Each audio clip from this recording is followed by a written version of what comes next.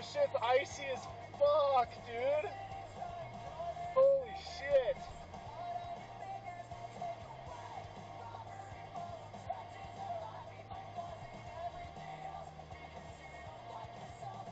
Woo! Homeboy out here doing Tokyo drift. Oh my god. I'm so nervous. Woo!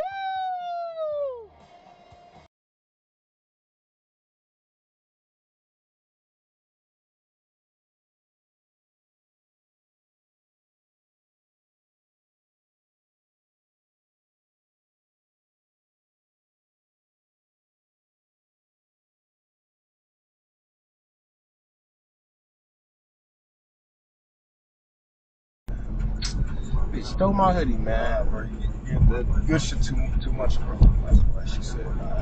Man, I gotta hold that shit down.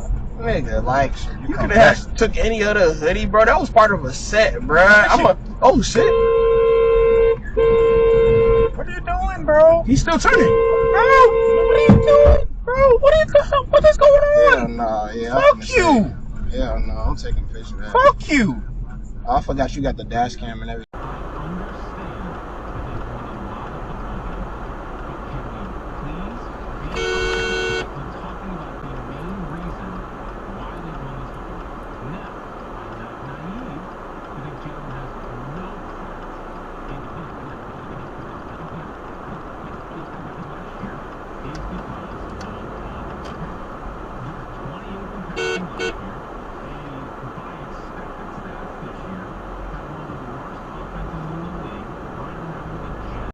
He and Robert Kennedy had remained close friends, and in 1966 they began to feed each other's dissent.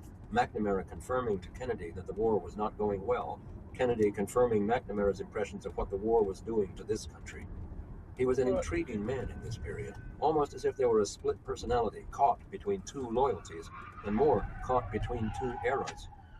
In those days, he could still be part of the planning of the bombing, but be a very different man in the evening, going to dinner parties, raising a glass to someone like Moyers with the toast, "Bless the doves, we need more of them."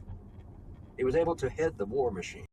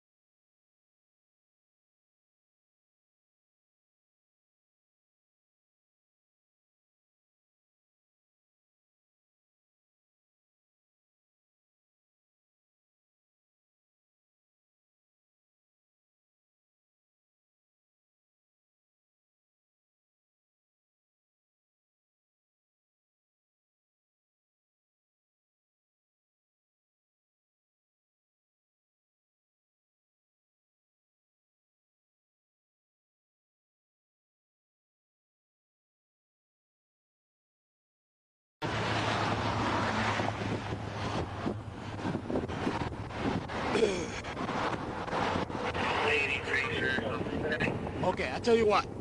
I was gonna give you a written warning for the license plate. I'm not even gonna do that. I don't want that to show.